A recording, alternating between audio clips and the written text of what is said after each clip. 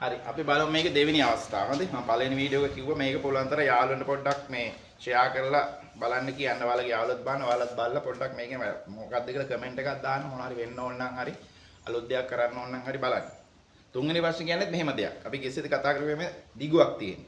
40ක ප්‍රවේගයෙන් ගමන් කරන වස්තුවක් තප්පර 10ක් තුලදී නිශ්චලතාවයටපත් වෙනවා. දැන් 40ක වේගයෙන් යන්නේ 10ක නිශ්චල වෙනවා.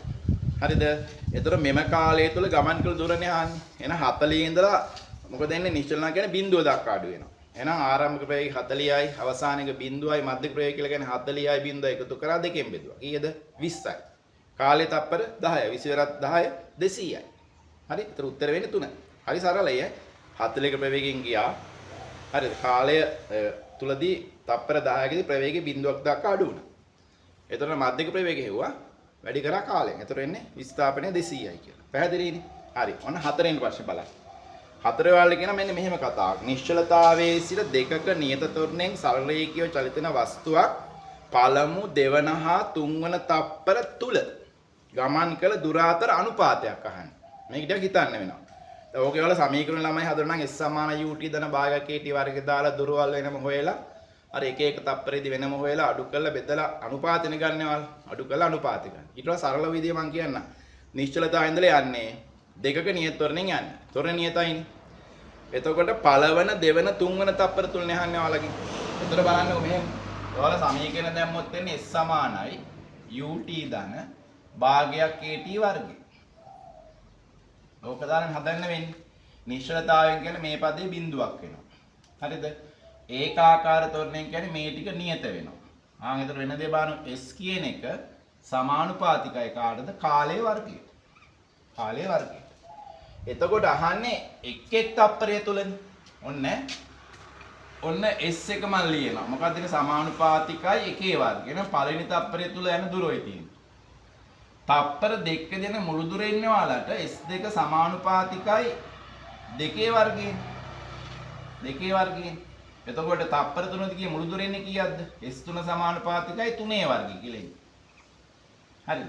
තප්පර 4ක තියෙන මුළු දුර ඉන්නේ S4 සමානුපාතිකයි 4 වර්ගය. අපෙන් ගන්නේ අනුපාතයක්. අනුපාතයක් කරනවා සමානුපාතයක අතර ප්‍රශ්නයක් නැහැ. එහෙනම් පළවෙනි තප්පරයේ තුල කී දුර කීයද? එකේ වර්ගය. මම මෙතන ලියනවා එකේ වර්ගය. දෙවන තප්පරයේ තුල කී දුර කියන්නේ මේකෙන් මේක අඩු වෙන්න ඕනේ. මේ හරි සරලයි. දෙකේ වර්ගය අඩු කිරීම එකේ වර්ගය. තුන්වන තප්පරය තුල කී දුර කියන්නේ මේකෙන් මේක අඩු වෙන්න ඕන. එතකොට කීයද එන්නේ? 3 වර්ගයේ රින කවුද? දෙකේ වර්ගය. ඔන්න. හරි එකේ වර්ගය 1යි. 4යි. 4න් එකක් 3යි. 9යි. 9න් 4ක් 5යි. 1ට 3ට 5. දැන් ඕකත් මනෝමයෙන් ගන්න පුළුවන්. හරි සරල වාල් මම මේ පැහැදිලි කරේ වෙන දේ. එතන සමීකරණ බොරුවට ගොඩාක් ලියලා සුළු කරලා අඩු කර කර ගන්න කාලයක් නැහැ බහුවර්ගනේ. ඒක ඔයාලා තියෙන්නේ මේ නියත ටික ඔක්කොම අයින් කරලා නිශ්චලතාවයෙන් ප්‍රවේගයක් තිබ්බම මේක එකතු වෙනවා. එතකොට ටික ගාන සංකීර්ණ වෙනවා.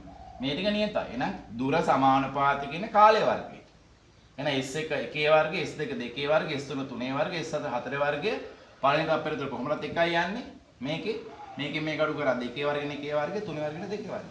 ඔය ටික තියෙන. ඒතකොට තොරණය දුන්නත් ඒකාකාර තොරණය අපිට අගෙන් වැඩක් නැහැ. වැඩක් නැහැ. අනුපාතයෙන් එකට දුන්න පහ. හරි. තොරණෙන් වැඩි කළා. මෙතන තොරණය දන්නවනම් මේක දෙකෙන් බෙදලා එකකින් වැඩි කරාම එනවා ගිය දුර. අනුපාතයෙන් දිගටම වැඩි කරාම. එක එක තප්පරේ තුල. මේ අනුපාතන අහලා තියෙන්නේ. හරි සරලම අනුපාතය තමයි තියෙන්නේ. හරි ඔන්න ඔක තේරුම් ගන්න. ඒතර ඔන්න කරුණු දෙක තුනක් මම ඔයාලට දැන් කිව්වා. මේවා තේරුම් ගන්න MCQ හදන්න තියෙන ලේසිම ක්‍රම තමයි මේ තියෙන්නේ. දැන් MCQ පේපර් එකේ ප්‍රශ්න 50 තියෙනකොට ওই ප්‍රශ්න 50න් ප්‍රශ්න 25ක් විතර තියෙන්නේ සාමාන්‍යයෙන් මනෝමයෙන් හිතලා කෙටියෙන් උත්තර ගන්න පුළුවන් ඒවා. සංකීර්ණ ගැටලු තියෙනවා. ඒවට ටිකක් දුරට යන්න ඕන. නමුත් ඒවට යන්න ඉස්සරලා මෙන්න මේ කෙටි ක්‍රම ටික ඔළුවේ තියාගන්න. ඒතර ඕන ගානක් වල හිතන්න පුරුදු වෙනවා. හිතන්න පුරුදු නම් මේක හදන්න ලේසි වෙනවා. අන්න මේ විදියට මේ මම හැම වෙලේම කියනවා ඔය MCQ කියන ආර්ට් එකක්. කලාවක්. ඒ රටාව අල්ලගත්තේ නැත්නම් මේ ගණන් හදන්න බෑ. සමීකරණ ලියලා සුළු කරන්න. හරි ඔය ටික බලන්න දැන් ප්‍රශ්න 4ක්ම ඉවර කරා. අපි ඊළඟ එකේදී තව ප්‍රශ්න දෙකක් කතා කරමු.